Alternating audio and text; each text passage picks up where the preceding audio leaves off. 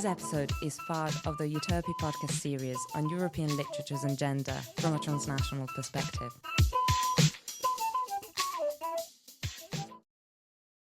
Hello and welcome to today's episode. My name is Samriddhi, and today I'm joined by three brilliant South Asian scholars based in Vienna. Their research spans queer asylum, sexual consent and intimacy, and the decline of a centuries-old artisanal tradition. Together, we'll talk about their work and their journeys and explore how migration, identity, and artistic production intersect in powerful and unexpected ways. Our first guest, Moiz Rehan, has worked on queer asylum seekers in Austria. Moiz is currently a doctoral researcher at the University of Vienna, where he's looking at how South Asian migrants in Austria create community through shared practices like food and religious rituals. Moiz, your thesis talks about this idea of bureaucratic violence, which sounds heavy but also really powerful. Could you explain what you mean by that in simple terms, and maybe share a moment from your research where you saw this kind of violence play out in Austria's asylum system? Sure. Thank you so much for the question and for the opportunity to be here. My research work that I did during my master's was very much a reflection of lived experience, I would say. So I'm from Pakistan originally, and I have navigated basically 11 years of bureaucracy through different countries, through the US, France, Switzerland, Poland, and now Austria, to get the right to stay and study and work. And it comes with a lot of exhaustion, it comes with a lot of frustration. And so I wanted to channel that into my research. And I actually used to work at a queer cafe in Vienna, and in the same building at that time was Queerbase, which is this organization that supports queer refugees and asylum applicants. And so it really hit me in that moment that, oh, wow, this is a very interesting kind of entryway into talking about bureaucracy and also to understand the experience of people who are applying for asylum.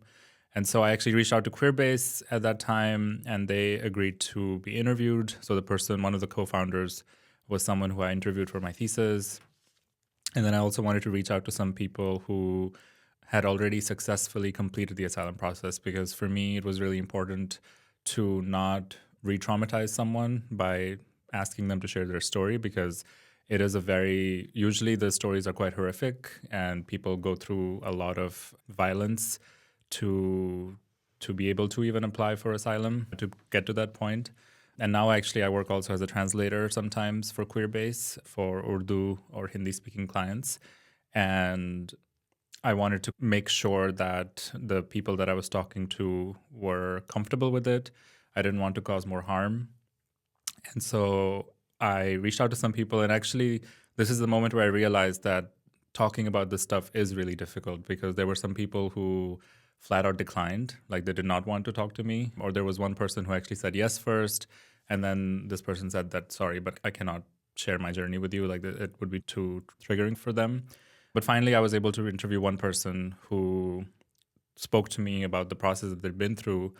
And the central thesis of my research is that bureaucracy has been normalized so much, especially the violence is invisible.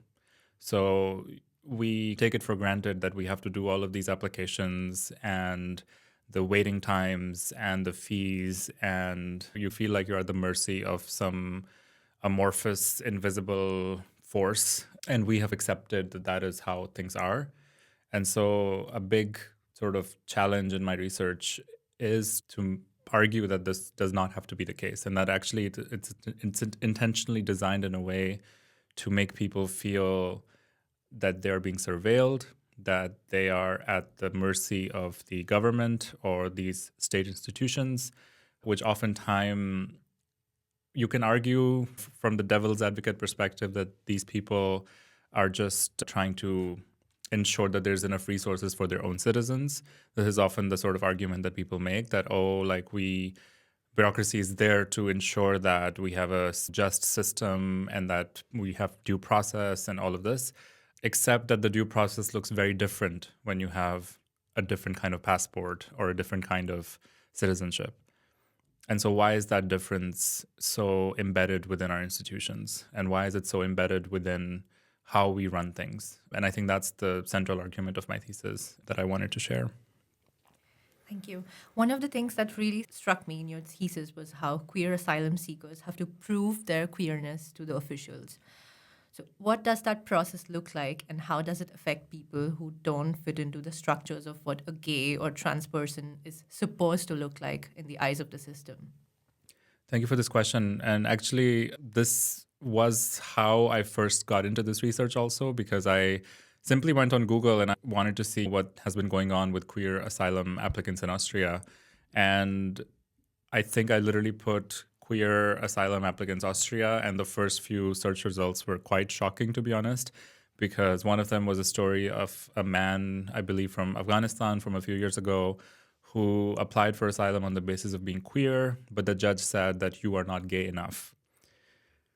And then there was someone else also, whose process was also denied because apparently the judge deemed this person too gay. And so it's a really fascinating ordeal where you have to translate yourself and your sexuality into a way that is understood by a predominantly white European Western mindset of what queerness looks like.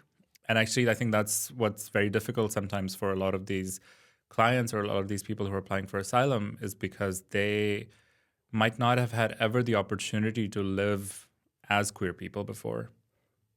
Oftentimes, they're actually escaping from violence. Oftentimes, they're escaping from families who have kicked them out of their homes, or other kinds of community violence, or from work and so on. And so what Queerbase does is, at the essence, helping people to tell their own story in a way that makes sense to these judges and to these people who are making these decisions of their asylum cases. And so it's very much a translation. It literally is an act of translation. You have to tell your story in a way that people can understand. And sometimes it's officially and legally not allowed to share sexual materials, but sometimes people do share Grindr chats or other dating apps, or even photos at a pride event, or photos with some nonprofit that works on queer issues, just to be able to say that, oh, look at me, I'm a queer person and I was in these queer spaces. You can also get letters from your friends or other people who can attest that, yes, I know this person and this person is applying for asylum on the basis of being queer. And until recently, there were even instances of explicit sexual material being shared, people kissing or having sex, and that was not officially, but expected that you have it just in case, which is just, it's bizarre if you think about it, right? Straight people never have to prove that they're straight, or they never have to say that, oh yeah, I had sex with this person, and so now my sexuality is this way. And so it's a very interesting, weird, it just doesn't feel right. And then also, unfortunately, there are people who do try to apply for asylum on the basis of being queer when they're not queer. Now, personally, I think if they are desperate enough to do that, probably means that they should get asylum anyway, to be honest. But that also can lead into some problems where, people who really are queer can have maybe a more difficult time proving, because then there's this sort of other party being involved as well. So it gets very complicated, and there's no real best practice, I would say, on how to make this act of translation less inhumane. It's still pretty inhumane, and I think it can be quite dehumanizing. And I think these are problems that we really need to be aware of. Speaking of translation, do you ever feel, as a migrant scholar, you too have to translate or perform your identity in European academic spaces to be understood or accepted in ways that mirror what your participants face? I would say 100%. I think it's an interesting challenge when a lot of these institutions pride themselves on being diverse and having students from all over the world. But oftentimes, I think in practice, it looks a lot like tokenization. And so you're expected, I think, to play a part of the global South immigrant person. And I will say, because I've studied in the US and I've also studied in Europe, and I think it's pretty similar in that way. And oftentimes, interestingly, the expectation is that you do come from like a poor, lower income family. which is ironic because oftentimes many of the international students are actually from wealthy families. And so it's a very kind of curious mix of that class mobility and that kind of like performance of social capital and cultural capital that you have to do in order to occupy these spaces. And I think I've learned over the years how to do that and how to be the non-threatening person of color in the room. In some ways, I self-reflexively really sometimes think about, am I emulating whiteness? Am I trying to perform whiteness? Am I trying to become white? And I think what it is, or it has been, is like a survival tactic in some ways of not making white people fear my presence. And that I think translates into the classroom as well sometimes, because oftentimes, and it's not just the whiteness thing, I think it's also a very much class thing where depending on the kind of privilege that you've had growing up, you would make comments like that would pretty much show that you haven't really experienced life as a marginalized other, which honestly I think is fine. That's what classrooms are for. But then in those situations, people who have had marginalized identities, they often have to do this extra work of making sure that everyone else in the room feels comfortable when they're speaking about any issue, whether that's racial or gender-based or sexuality-based and so on.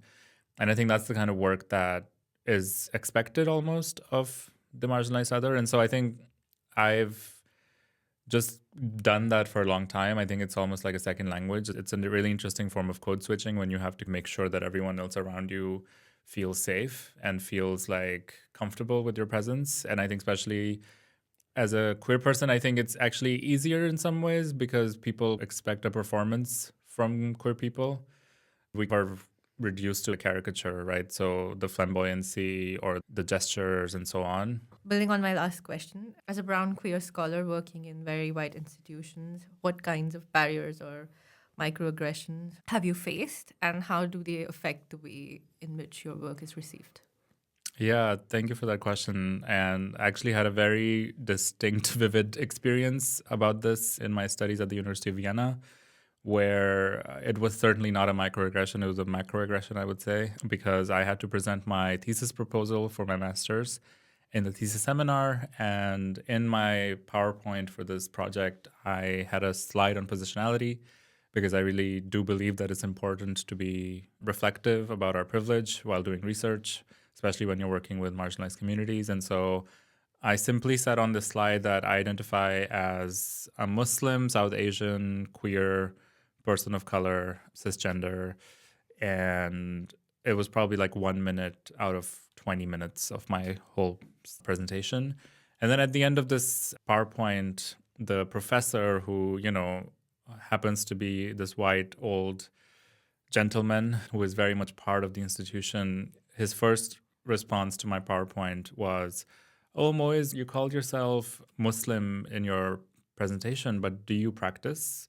Because if you're not practicing, then how can you identify as a Muslim? I was a Christian when I was born, but I don't practice anymore, so I don't call myself a Christian."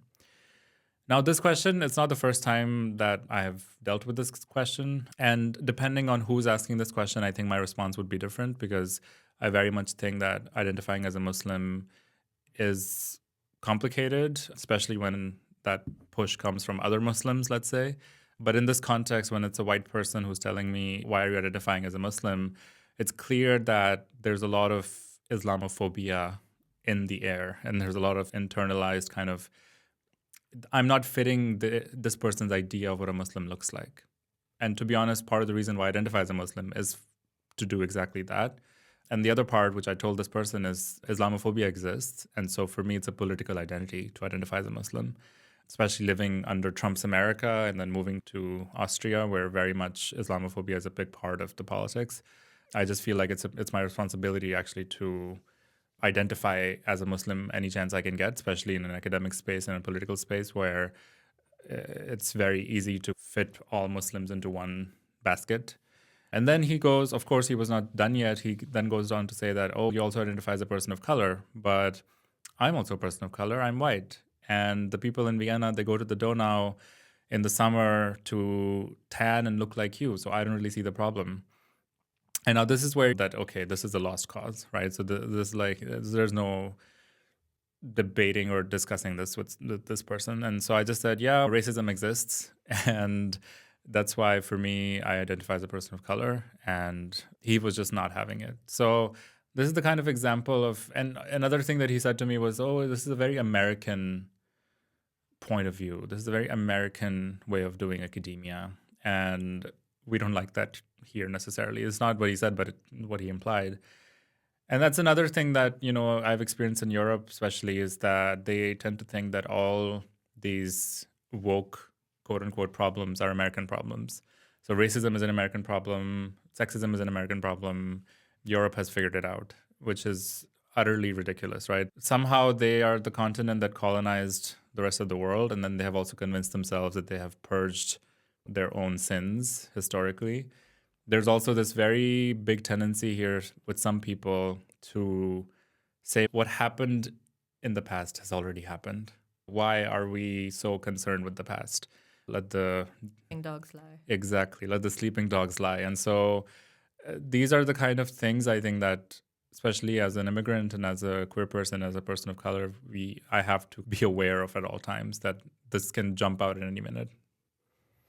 Our next guest is Rameeza Rizvi, who recently completed her Master's in Critical Gender Studies at Central European University in Vienna.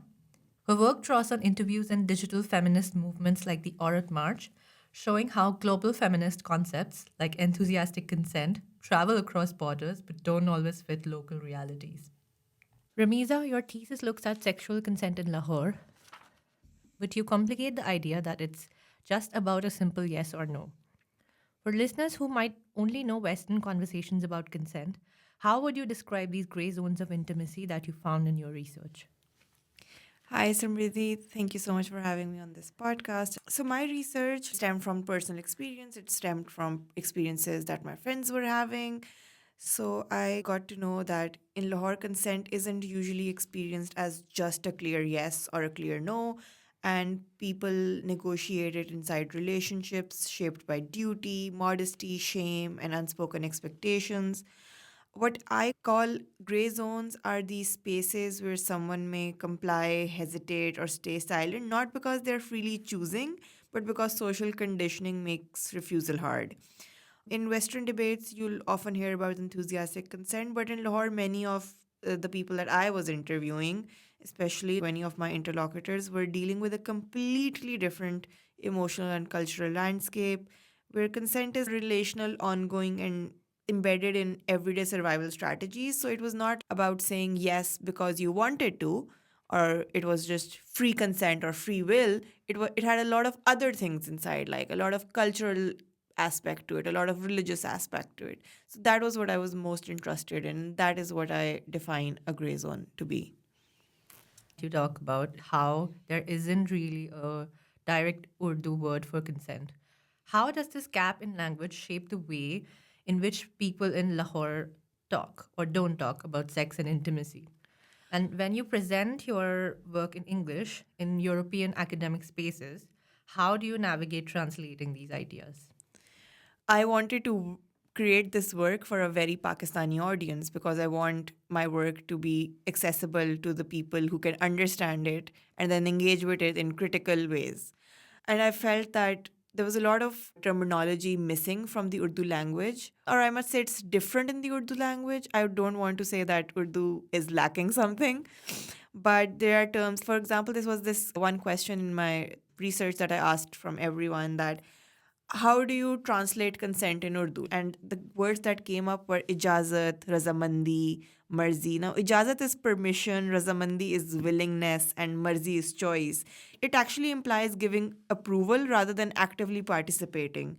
And that is exactly how people talk or don't talk about intimacy. Like in the very beginning point is that people don't talk about intimacy in Pakistan as openly. And if they talk about it in terms of approval rather than just like having a free will or actively participating. So silence often stands in for refusal or uncertainty. And even when I write my thesis in English in a very European context, I do try to keep these Urdu words like farz and sharam and majburi. Farz is duty, sharam is shame, majburi is compulsion, because I feel like translating them straight into very academic consent or agency language flattens their meaning. And it's my way of resisting the epistemic violence that happens when you squeeze local concepts in Western categories. So that is my way of resisting it and also creating knowledge in a very European context, but also keeping it true to the people who I actually work for. It sounds to me like your research is so deeply personal. It's about intimacy, silence, and desire in contexts that are very close to home. How did working on this thesis affect your own relationship to these topics? And were there moments where the personal and the scholarly blurred together? Yes, there was a lot of moments like that. And this research actually comes from my own unease. There was a lot of people around me that were going through the same situations. They were talking about it and listening to their stories. I was also reliving my experiences and I was questioning everything. In Pakistan, where I come from, there's this concept of giving this quote unquote sex talk to the women before getting married. And that is more about, oh, what if you start bleeding? Then what to do? Would you have any pain, then what to take? It's nothing like consent, it's more the after effects of everything. So this research, I come from it as an insider. I was shaped by the very norms and culture that surround this issue in Pakistan, the same silences that surround it. And sitting with the other women's stories sometimes felt, okay, this is something that I have heard from different people or I have heard from elders around me. So the closeness also gave me insight, and there was this kind of sisterhood that we were discussing these issues and we were discussing this very taboo topic. I have reflected on my positionality as well. And this is very interesting because I also wanted to interview men, but no man except for one wanted to talk to me about it. I feel my positionality as a woman from South Asia affected my research pool. You're now working in European academic spaces, which can sometimes expect scholars from South Asia to play the role of the informant. Have you ever felt pressure to package your work in ways that are legible to these audiences? And how do you hold on to the complexity of your research without letting it get reduced to stereotypes? There is a pressure, for example, of not being an informant, but I feel like people are really curious to know how Pakistani women are facing issues. And also, there's this notion that women from the global south are persecuted, or especially if the woman is from an Islamic Republic of Pakistan, she's mostly going through patriarchy multiplied by 10. I wrote a chapter about desire and pleasure. And in that, I framed consent around how women use it to survive, but also at the same time, like sometimes it's more about themselves. They're putting their desire and their pleasure forward and giving consent. So that is something that I also tried to highlight. And yes, of course, there's a pressure of not generalizing because again Pakistan is so diverse and I just took 14 interviews, so of course I don't want to be making blanket statements about the whole country, which is in itself so diverse, and I only got a chance to talk to 14 individuals. So I try my best not to generalize, but also at the same time, like during my defense, a lot of questions came up. What's the context? What's the status of sex education in Pakistan? So all these things, I feel like I have this pressure of portraying a certain image of Pakistan as well. And I try to hold on to the complexity by keeping my interlocutor's voice at the center and by refusing these easy binaries of like victim versus agent. And sometimes that really means explaining more slowly and keeping Urdu terms in the text or foregrounding those contradictions instead of tidying them up for Western consumption. I'm trying to work on, with some other feminist scholars from the global south, I'm trying to translate my research into Urdu, so that it becomes more accessible to people living in my country. Let's see how it turns out, because I want my research to actually reach especially young girls, and I want them to engage with it, reject it, accept it, be critical about it, add on to it. So I want my research not as this dogmatic thing that this is what I'm saying and this is right, but I want people to actively engage with it and also build on it. So I just want it to be like a starting point to open conversations in the society that I come from. Our final guest today is Fattima Naufil Naseer, an artist, a researcher, and a creative strategist whose work bridges heritage, fashion, and storytelling. Her most recent scholarly work takes us on a journey into the world of Lahore's historic carpet weaving tradition, which is now in decline. Fatima, you would describe carpets as more than decorative objects, as archives of stories, spirituality, and identity. For listeners who have never thought about a carpet in this way, can you explain what stories a single carpet might tell? Yes, thank you so much for having me on the podcast. Thank you for this opportunity to talk about, I think, a lot of things that I feel, especially from the region that I'm from. So I'm from Pakistan as well. And I feel like a lot of the post colonial countries have had much of their heritage, historical and artisanal, sort of overlooked, and not just overlooked, but also downplayed, or something that's not considered modern enough or contemporary or interesting enough for or relevant enough for the current world. And like my background is in textiles, and I've also worked in the fashion industry. And when you're working in these industries, you realize how difficult, I would say, or how different it is when you see the way contemporary art or the way contemporary fashion or textiles industry exists, and you realize how little of it actually pays homage to many of the things they borrow. So a lot of the techniques or a lot of the ways that we understand textiles, that comes from a lot of the regions that we don't give credit to. And the subcontinent, so Pakistan, India, Bangladesh, Sri Lanka, Nepal, these have generally been countries that have had some of, I would say, historically the most enriching heritage when it comes to textiles. Unfortunately, because of colonialism, a lot of these art forms, I would say, were regarded as less than, or they were given a lower status. And they were regarded as craft. And craft has always been given a lower status than art most of the time. It's considered something more primitive because it's done with hands. It's considered something less than, less technical, less interesting, less relevant to the modern times. And I think for me, this was very odd to see, and especially coming from a country that is very rich or has a very rich heritage of textiles. And you start seeing the way a lot of the modern contemporary techniques are based on indigenous practices.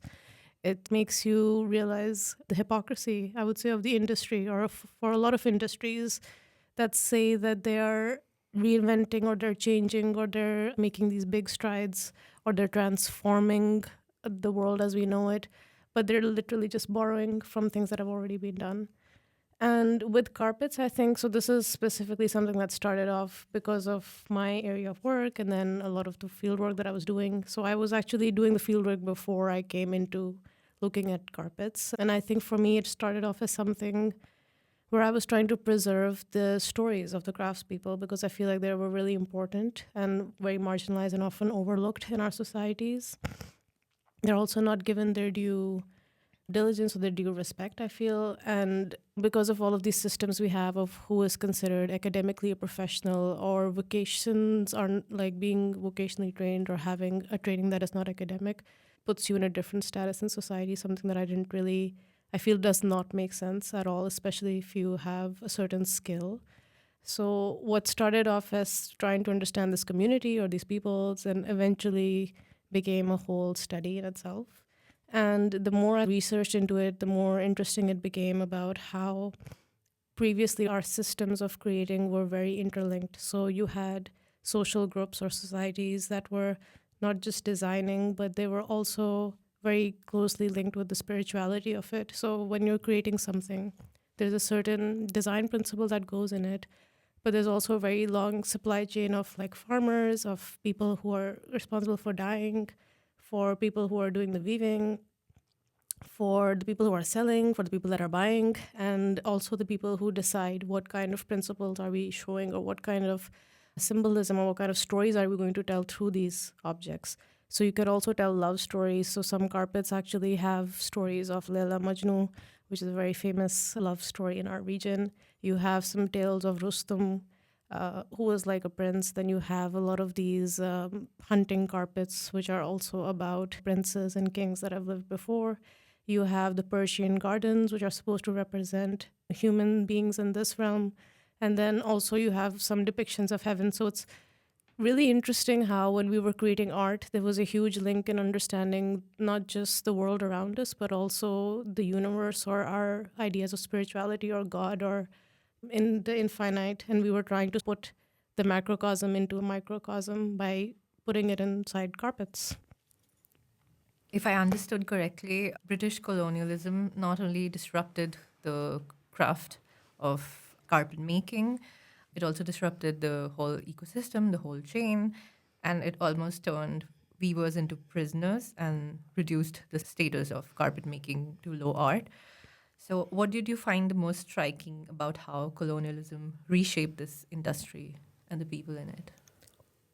What I found really interesting is that when the British first came into the subcontinent, there were a few things that they had already started writing about or recording, and some of these were the most valuable assets that were in the subcontinent. So agriculture is one of them. We know that we come from a very agrarian region.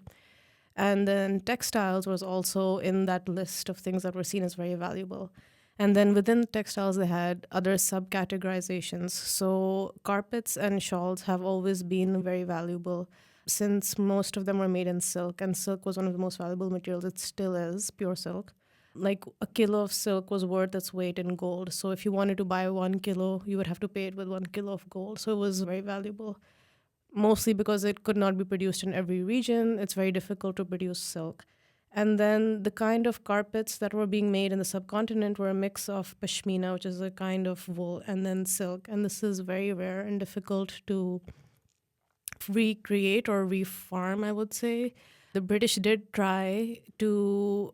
So Pashmina comes from the specific goat, which is a Tibetan goat that's found in the Kashmiri mountains. The British tried to recreate this by taking some of the goats back to the United Kingdom. The problem was that they were not getting the same kind of material because the goats were used to the food that they were getting. The grass over here was different, the environment, the air. So they could not reproduce the same quality, even though they tried. So what they realized was that they need to take things as they are, or they have to stick to the same region, produce over there, and somehow take over the supply chain. And one of the ways that they managed to do that was to take over the textiles. And historically, I would say carpets and shawls were usually made in the Kashmir region. And then eventually you had certain workshops in other cities such as Lahore or Delhi, Agra, Multan, and so on and so forth. And so anytime any ruler came into power in the subcontinent, they would take over the carpet workshops or the shawl workshops. And the British did the same thing. One of the things that they decided was that they had to somehow maximize their profits. And when I say the British, I mean the East India Company first, because this was a company that sort of created all this havoc. The government came much later. And one of the ways that they managed to do this was, again, to reuse certain punishments that had been done. One of the most famous is jail carpets, where you get prisoners to make carpets and then you keep them in prison by denying them bail or by denying them freedom just so that you can get free labor. And this was maximized a lot during the British rule.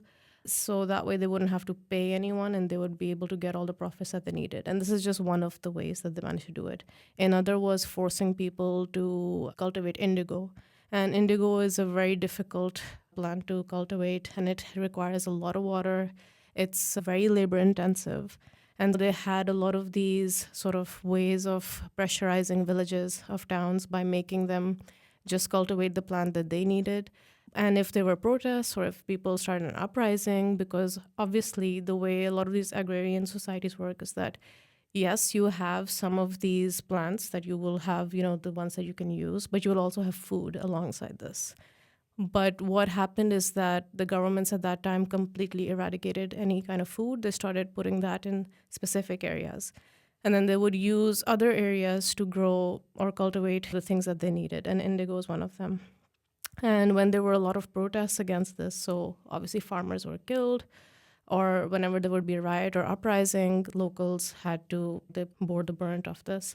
So it was a very problematic way of controlling the supply chain just to ensure that they could not just control the product, but also control the bodies that were creating this. This was done to such an extent that it denied maybe the beauty that was associated with creating these things or the beauty with craftsmanship.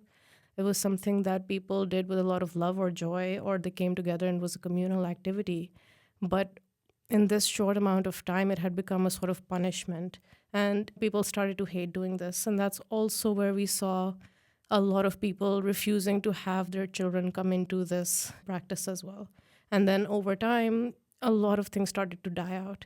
So we still know that there's many other indigenous textiles that we have lost over time because of the fact that it was no longer about creating for the sake of beauty or for the sake of art or community, but it was a form of almost forced creation. And even then, it was never seen as a high form of art. It was always seen as a craft. It was seen as something that was a low art.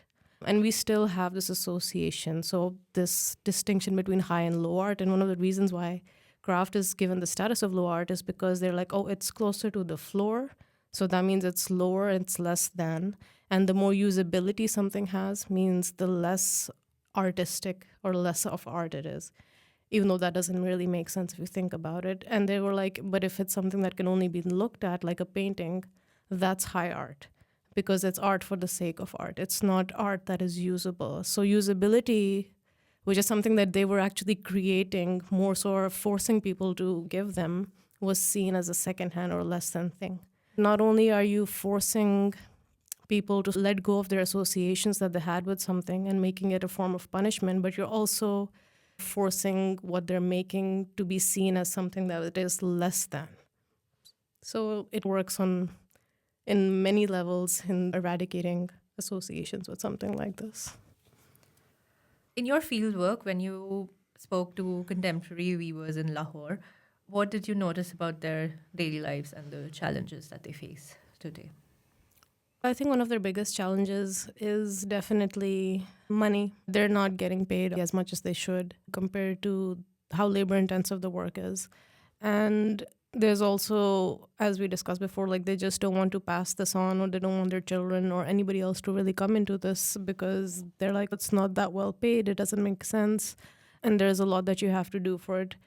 And so there was a lot more negativity when I would talk to many of these people because traditionally with, I think, and this is, I would say, also true for India as well, whatever craft is being produced, they put it there, they're in certain neighborhoods. So this concept of the mohalla exists, and then that is the place that is known, or a certain neighborhood or mohalla is known for a certain craft it's producing or a certain specialty.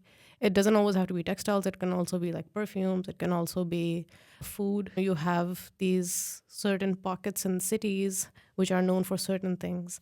And when I went to these neighborhoods, because it still exists in the same way, it's been reduced to so little. And when you talk to the people that are still there, they still remember how things used to be or the way they've been told that things used to be.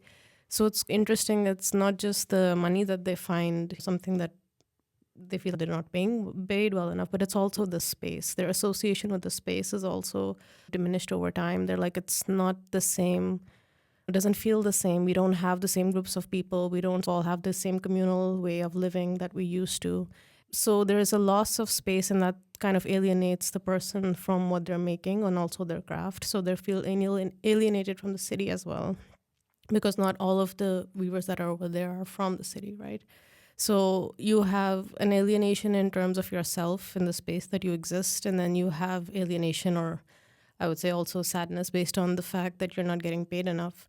So they're stuck in this limbo where they don't know what to do or how they can reuse these skills for other professions. That's another thing that also comes up, because these are very specific skill sets. So and most of the carpet weaving that I investigated is hand woven carpets. And so how do you transfer the skill of knowing how to do hand knotting techniques so well into something else? That's also another problem they've come across.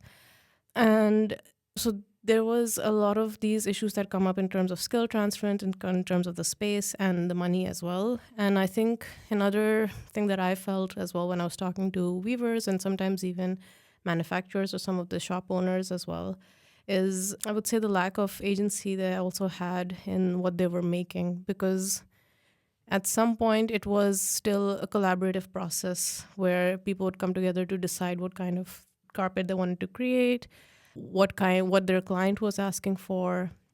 And so there was like a few people coming together to create something. It was like a communal experience. But now it's just you get a bunch of directions and you just make it and that's it. There's a certain disassociation as well from the craft as well.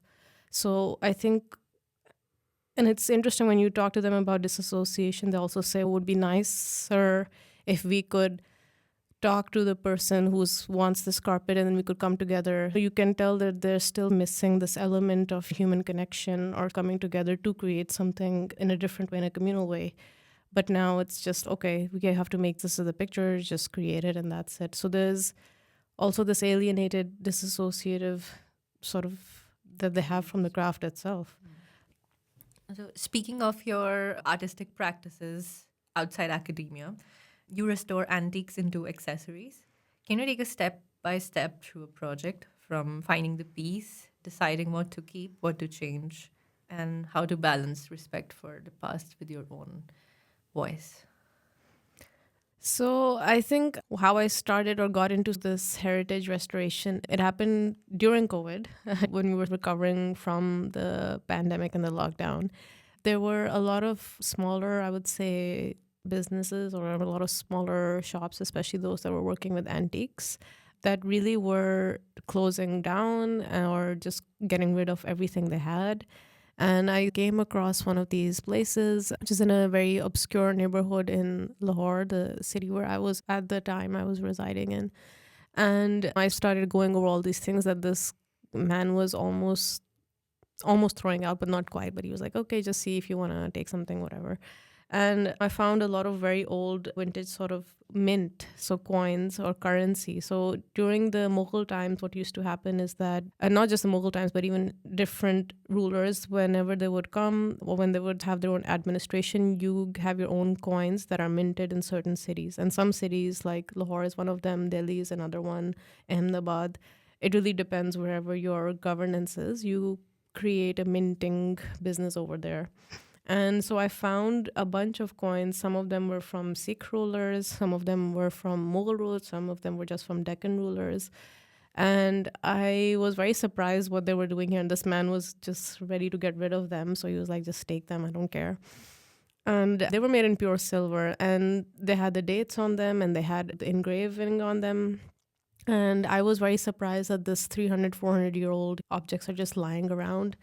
And I think that piqued my interest. I got them from this guy and I was like, are you sure you don't want these? And he was like, no, I want to get rid of them. And I'm like, and obviously because it's my nature to do so, I started asking him, why are you getting rid of them? Or you want to do something? And he's, people don't really care a lot about things like this, like historical heritage. There's so many other issues in our society. I don't think this is something that people really care about or they want to preserve or keep. And I was surprised by this. And so basically I bought all these things from him and I started designing accessories based around them by trying not to ruin the coin or the shape or damage it in any way. And that's when I started in the beginning. It was quite interesting because people were very fascinated by the stories behind these objects. But then when you would tell them that, yeah, this is pure silver, so it has a certain, you have to pay the same in the weight it has. And people were like, oh, I'm not going to pay that much for silver. And you're like, it's not just the payment thing, or it's not just the fact that it's silver, it's also history. And on that as well, people are like, it's just something old, I don't really care about it. So it's quite interesting. That's the association. But for me, it was still something very meaningful. I did have most people did not have any interest, but there were still some people who had an interest in things like this. And they understood the importance or they recognized the value of it. And that's when I started getting into this idea of I wouldn't say restoring, but using old heritage into and giving it a newer space or giving it a newer shape.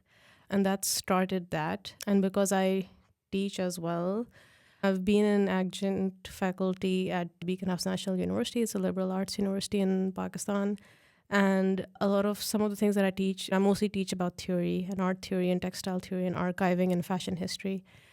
And I actually had a project that one of my students ended up doing where we went to see some of these older catalogs that are existing in the Lahore Museum. And these are textile catalogs. And you have these samples of textiles inside the catalogs as well, which is something that the British did at the time because they were trying to understand how many different types of textiles are being made all over India. And this was combined in this catalog called the Watson catalog. I think there's only 24 volumes. And half of them are in Pakistan and the other half, I think, are in India. So when we were looking over these volumes, they came across some fabrics which no longer exist. And one of my students at the time, he really piqued an interest in this. And one of these fabrics is called mushroom, which is half silk, half cotton. It was a fabric that during the Mughal time, it became very popular because of the notion that Muslim men can't really let silk touch their skin. So this fabric is weaved in a way where the outside is silk, but the inside, the part that touches your skin, is cotton. So it's allowed, and that's the Arabic meaning for mashru. It means permitted. So they managed to find an ingenious way around whatever restrictions they had. And the student of mine, he went back and forth to these archives and he studied the fabric. He took some weavers with him as well who he was working with, and they recreated this whole fabric all over again. And it's really interesting because it works very well for our climate as well, since it's airy. And it also retains the color really well since it has silk as well mixed with it, with the cotton. So it's interesting how people understood the value of archives, or some of the people that I've been teaching, or generally people I talk to, like they understood the value of archives, and to the point that they managed to materialize or reuse an archive and in a way reintroduce something that we thought was almost extinct or was no longer being made. Thank you, Fatima, for this very rich discussion. Now I have questions for all of you. Hearing each other's research, where do you see overlaps or resonances, even though you're working on such different topics? I definitely think that a common thread, no pun intended, in all of our research is making the invisible visible. So whether that's the struggles of queer asylum applicants who are often facing the brunt of this bureaucratic violence, or I believe that it's the honorable and skillful carpet makers in South Asia, or even the people who have suffered relationship abuse or have struggled with consent. I think it's a lot of these taboo topics that we are all talking about in our own way. So I definitely see that as us trying to use our research, I think, to shine light on those topics. I agree with that as well. And I think it's also, there's a sense of community that we keep trying to understand again and again. I think that's true for Rameeza's research or Moiz's research as well. We're constantly re-examining, I think, what it means to create a community, or how these communities ended up being where they are. What can we do for them? Or what are the underlying issues? So we keep coming back to this idea of really what makes, or what has led to the creation of these spaces. And unfortunately, the common thread is that there is underlying violence that a lot of them have to face, whether it's based on identity, whether it's based on labor, whether it's based on body. So there's these overlaps that keep, I feel like, coming up again and again. Your research deals with difficult subjects, violence, racism, exploitation. But amid all this, what are the moments of joy and connection that keep you going? Hearing women talk about their experiences, what made me realize, especially the topic that I was dealing with was very heavy and very triggering and very traumatic.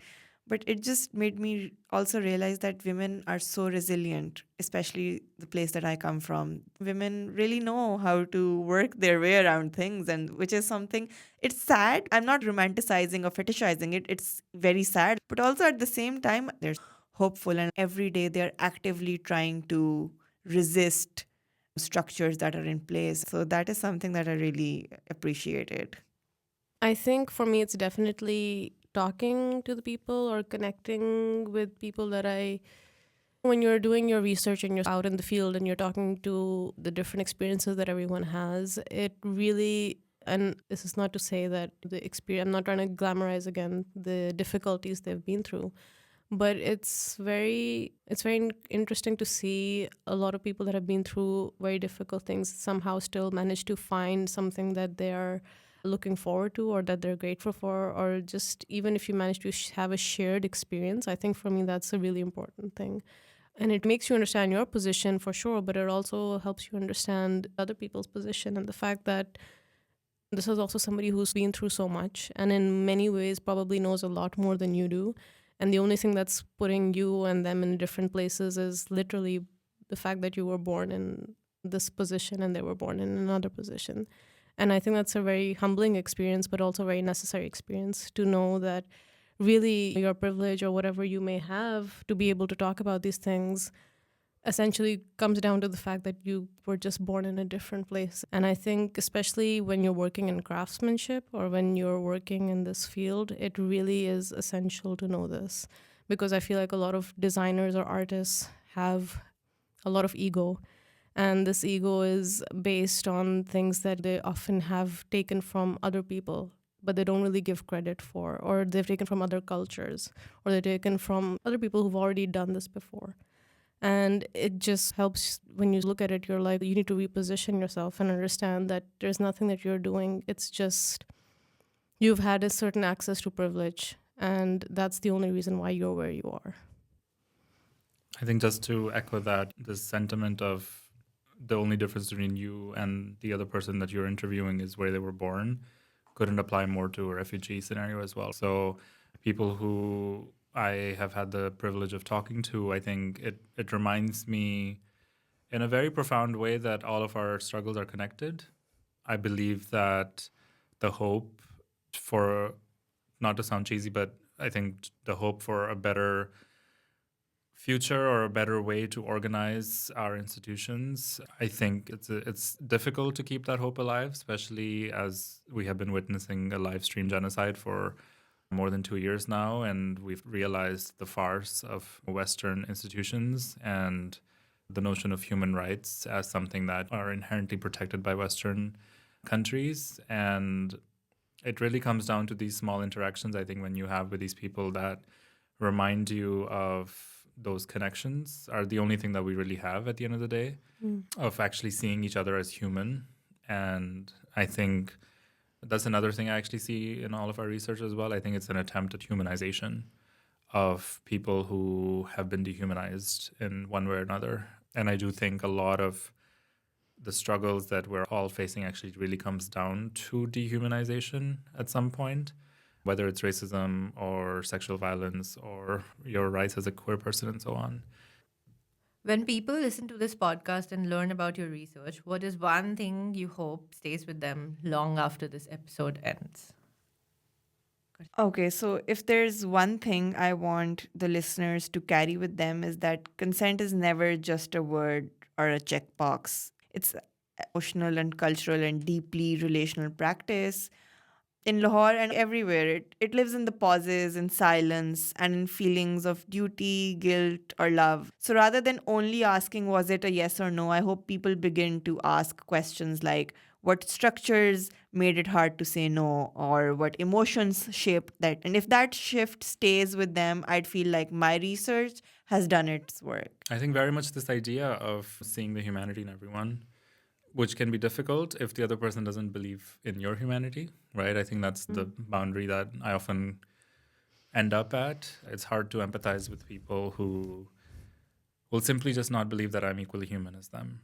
There are all these subtle ways that we have been conditioned to dehumanize other people, and it's a conscious effort. I don't fully believe that education, quote unquote, is the answer, because I think you can educate people to be racist and you can educate people to become full of hatred.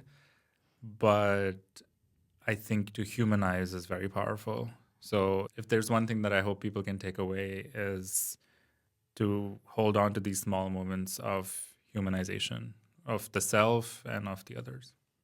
Yeah, I agree completely. I think that's a very well put together sentiment. One thing that I really hope people take away from this is that nothing is so small that it should be ignored or should no longer exist in society, whether it is a queer person, whether it's the ideas of consent, or whether it's something as simple as carpets or people who make these things.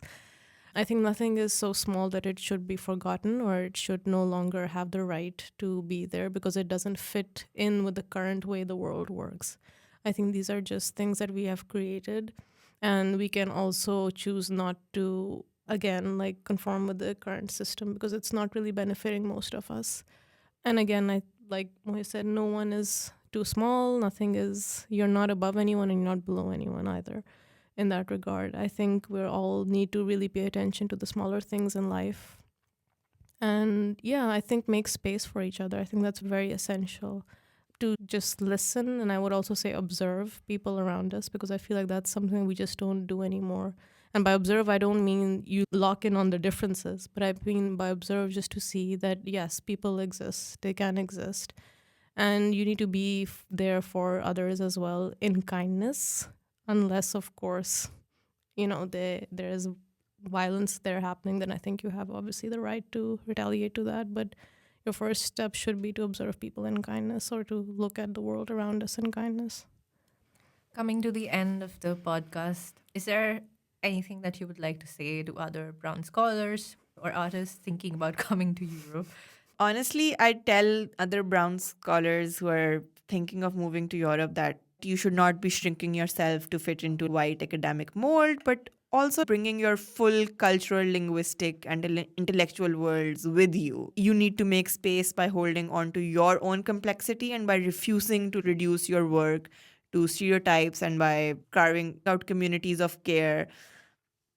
Make friends, get mentors who remind you that you belong, and who are also going through similar situations as you, and insisting that your presence and your knowledge and your ways of thinking expand what counts at scholarship here.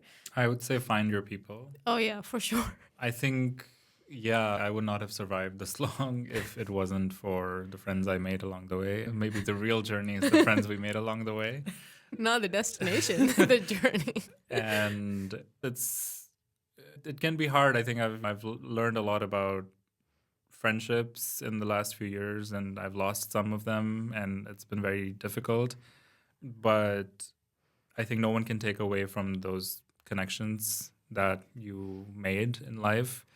And especially as an immigrant, I think there's a lot of power in networks. Like we might not have the money, we might not have the mobility, we might not have the resources, but having a network, and I'm not saying that in a transactional way necessarily, I'm saying that in a supportive way of looking out for each other. And I think, yeah, like figuring out what in a very practical way, I've developed a skill set over the years of, okay, as long as I have access to a kitchen and a gym and ideally a cat, like I will be fine. And that's regardless of wherever I'm in the world, right? So I think that those are the kind of things that everyone can learn to identify about themselves. What works for you, what makes you feel grounded, what makes you feel excited to get out of bed. And there are days when you're not going to be able to do that, and that's okay. Yeah, so I think keeping your mental health in check and building community, being open to uncomfortable experiences, because they're going to happen to you anyway. So you might as well just take it in stride and, drink a lot of water. I agree as well. And I think for a lot of my advice, especially to women that are coming to Europe, and if you're going to be living on your own, which can be daunting, but it can also be very freeing. So it's this weird contrast that you have where you feel this crushing weight of being isolated, but you also feel this ecstasy of being free. So it's this weird thing that you have to make peace with. But I would say that don't think that you are alone in this. That's one thing. And reach out to people. And honestly, I know we often are like hesitant to reach out to people because we're like, oh, what if they say no? What if they're unkind? Whatever. We know what the world is. But a lot of times, most people are actually really open to helping you out, even if it's just to give you some advice. And I think, make your community, reach out to people and find out who you are. Bureaucracy and everything, you'll figure it out. It's fine. You'll get there eventually. You will figure it out whether or not you want to. Because you have to. Because how are you going to survive? To. How else are you going to survive? Thank you so much, Moiz, Rameeza, and Fattima for sharing your insights, experiences, and stories with us today. For our listeners, I hope this conversation leaves you thinking not just about the research itself, but about the stories, the challenges behind it. Thank you all for tuning in, and a huge thank you again to my guests for giving me a window into their worlds. Thank you so much for having us.